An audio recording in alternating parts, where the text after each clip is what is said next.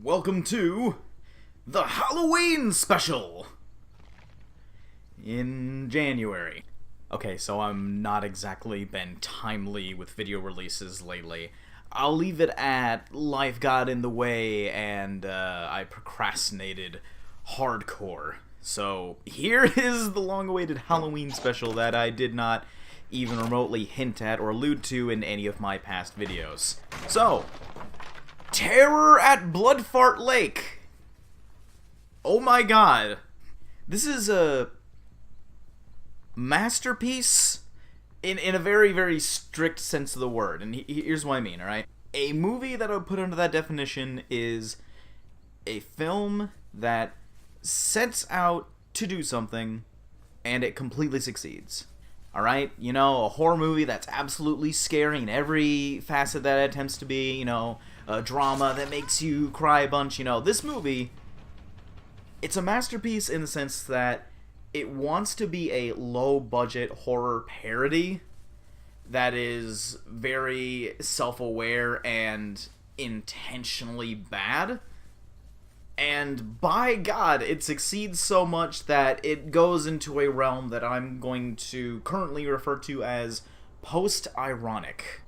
For context, post-ironic is something that I consider any sort of work of art that is meant to be intentionally bad or intentionally low quality, and it ends up being so well made in its effort to do that it breaks this imaginary meter of quality and swings back around to being unironically good.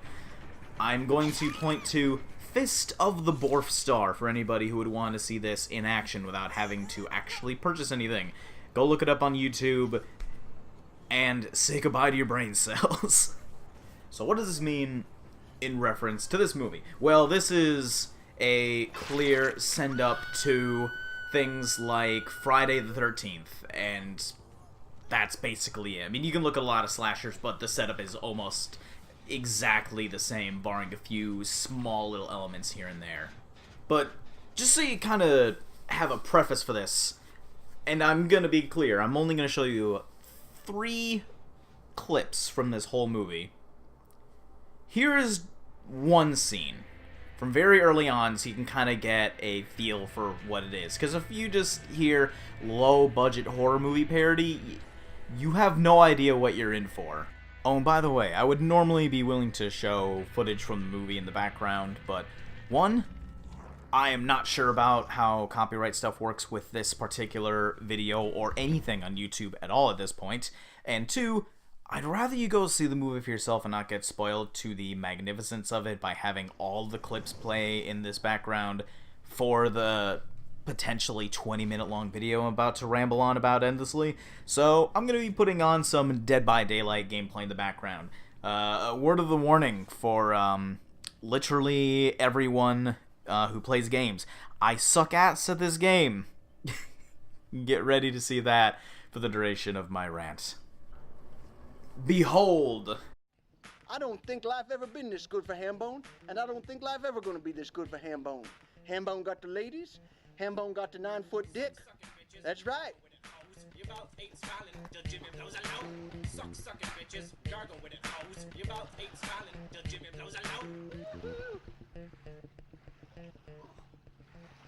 Life is good, people. Hambone gonna remove Hambone's shoes. Hambone. That right. Hambone reasonably confident that Hambone gonna live forever. Shit.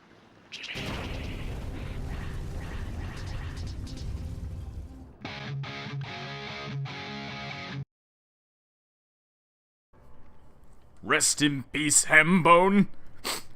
We hardly knew ye at all. The film benefits from a lot of very on-the-nose humor, as well as a lot of off-the-wall kind of characters. There's one lady in the film who acts as if she's like a early 1920s starlet, and it's not even like oh, that's what she's doing to prepare for a role she's coming up in or anything. Like, she just acts like that in her daily life. and just does jazz hands all the time. I don't understand!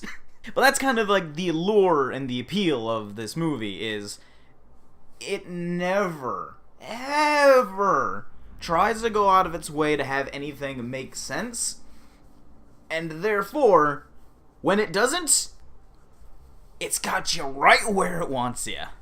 And this isn't by some scattergun approach, because I'll tell you what, any idiot with a camera and $100 can make a completely incoherent mess. You know, we don't have to look further than Birdemic for that. But this is one that is done with a weird kind of purposeful intent to its madness. And it gives it a unique flavor of them knowing what they're doing, despite the fact that it's one of the cheapest looking movies I've ever seen. And some of the best scenes in the movie that exemplify this idea that they know exactly what they're doing is with the best character in all of fiction, Leo DeChampa. Leo is a man. And that's about the extent of what we know about him. And he has the best mustache in existence. He's introduced rather abruptly, and the initial scene that I saw of him kind of helped me establish the context. He's angry at these kids for going and causing a ruckus.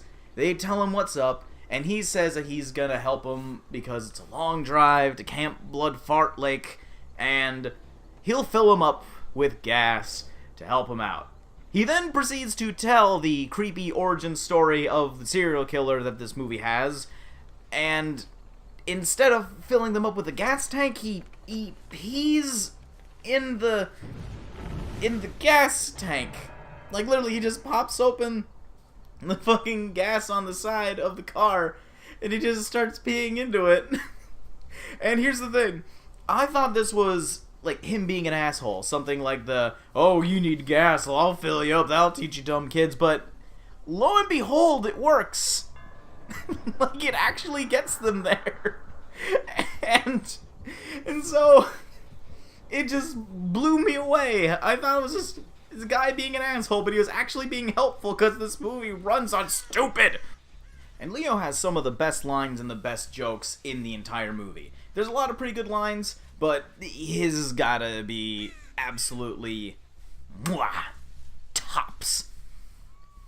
I'm gonna show you another example of a clip to show you this. Remember when I talked about how everything is intentful? I think this scene will demonstrate it best. So, my fine Nubian princess, I may call you Nubian, right? Do I look Nubian to you? Well, to tell you the truth, I don't know what Nubian means, per se. So, Miss Pretty Sweet something or other, why you going to Canandaigua anyway? You got some sweet man to come home to, give him a big blowjob? Actually, I need to get to Bloodfart Lake. Are you familiar with that? What did you just say? Are you familiar with No, right before that. that? Bloodfart Lake. That's what I thought my brain thought you said, bitch!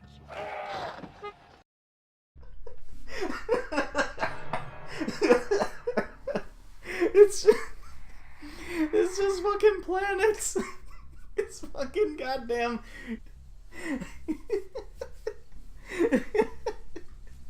It's just fucking pictures of planets I got off of Google Images back to back. Oh god. That paired with that amazing dialogue and that god tier mustache helps set the tone for this movie. This isn't some flub. There's no way that they did a car scene with a green screen and just accidentally put planets in the background instead of trees.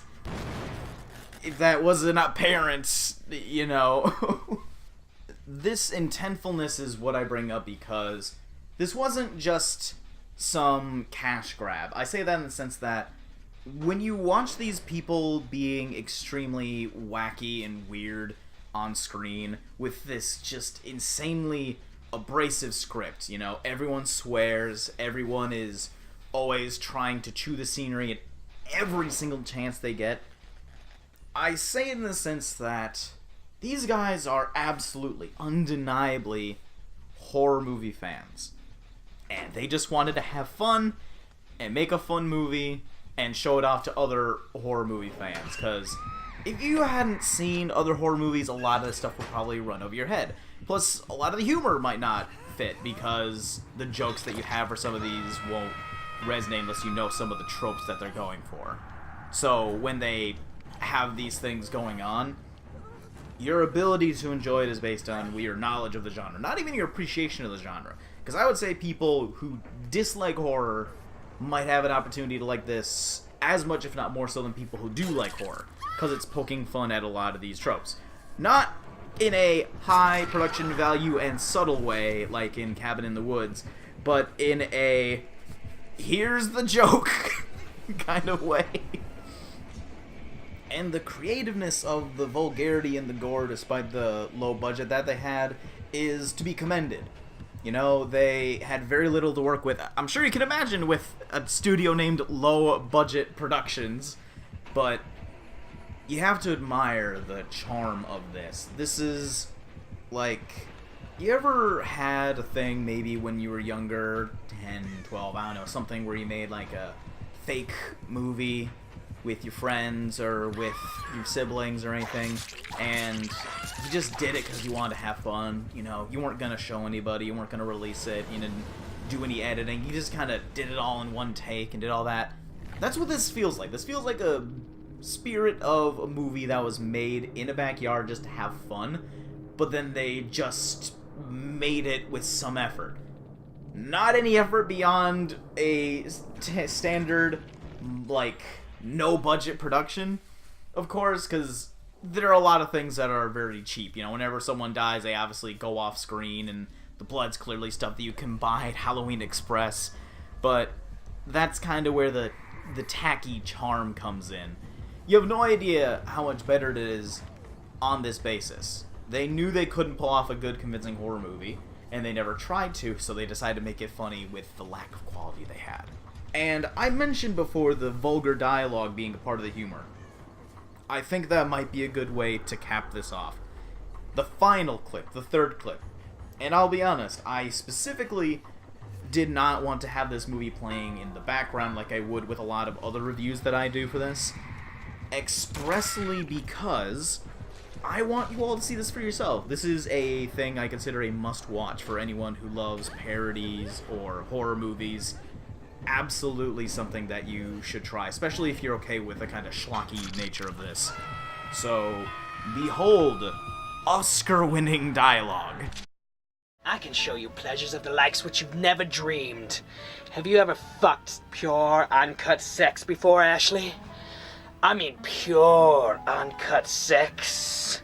No. Being fucked by sex is like Fleetwood Mac ejaculating all over your insides.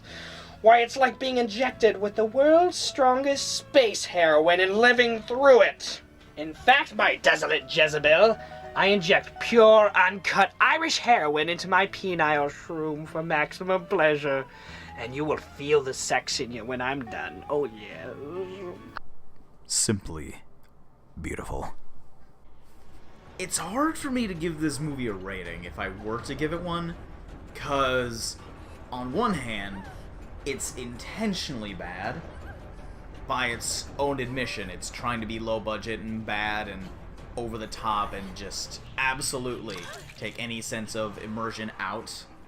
So on that basis, intentionally trying to be bad is something that would be something like, well, they're trying to be bad and they clearly succeeded. Should I give it a low score? You know, like, low production value, it's not particularly scary, all the effects look very, very fake, none of the actors are convincing me that they're actually characters. It's should be, at least under that premise, a 1 out of 10. But then I'm thinking, well, no, they completely succeeded in their efforts, and I had a great time. So it should be a high score, maybe 9 out of 10. You know, that's something that was my first thought when I was putting together this video. I'd give this a 9 out of 10, but then I had to hold myself up. I'm like, 9 out of 10 is usually what we have for these people who want to avoid being hyperbolic. Because you always have these people like, this was 10 out of 10, best movie in existence, and anyone who disagrees with me is wrong, and there'll never be a better movie in all of history, so don't even try anymore. You have people like that. And so usually people say 9 out of 10 specifically because they want to avoid those people of like, that's not a perfect movie, and you would agree it's not. But a movie doesn't have to be perfect for it to be 10 out of 10, at least based on my criteria. My criteria for rating is usually going to be based off of intent versus execution or outcome, we'll say. What did they try to do? What ended up happening? So this movie, they wanted to make a low-budget horror parody that was gross, offensive, extremely meta-filled with humor, and just have fun making it. Thus, since they succeeded in fucking spades, and I had a great time watching it to boot, I don't see what they could have done to improve this. I'm serious, like, I watched this movie in standard definition because Amazon's a fucking dick, and they don't let HD on anything but, like, their own platforms with some of these movies. But the point of the matter is, it kind of helped me with it. Watching this in HD would feel weird. Like this, the state of this seems like it was supposed to be a movie that I found on some, like, improperly compressed DVD-R that, like, my cousin handed me, and he's like, hey, my buddy's made this, you should check it out, it's a riot, you know? And that's weirdly enough the charm. Like, I don't want to be one of those pretentious, like, oh, lower quality makes it better, because, but the aesthetics of it help when it's that low production. So, I would have to be sincere with this and say I don't think anything could have been done in the production and making of this to actually make it better than what they set out to do. And so I gotta give it a 10. Yeah, no shit, like, I'm actually giving this a 10 out of 10, specifically because it's exactly what it wants to be. And that's great, and I was also entertained by it as well. So what do you do? I'll conclude with this. If any one of those clips made you laugh or made you want to check out this film, just do it. Those are not the funniest clips in the movie. Those aren't the best clips in the movie. And those are definitely not what I would consider the highlights of it at all. But those are a sampling, things I wanted to show specifically to demonstrate all of the key points of why you're gonna love this film if you're into them the way I am. So, why don't you guys tell me what you think of this movie in the comments? Have any of you seen it? I'm guessing not. But that's okay, because now you can! It's gonna be a fresh new experience, and it's gonna be wonderful. And if you like any of this content, feel free to subscribe. We're gonna be ramping up production again. I know that I myself am gonna be making several videos in the future. I've got at least a minimum of 2 in the pipeline, maybe upwards of 5, depending on how ambitious I am.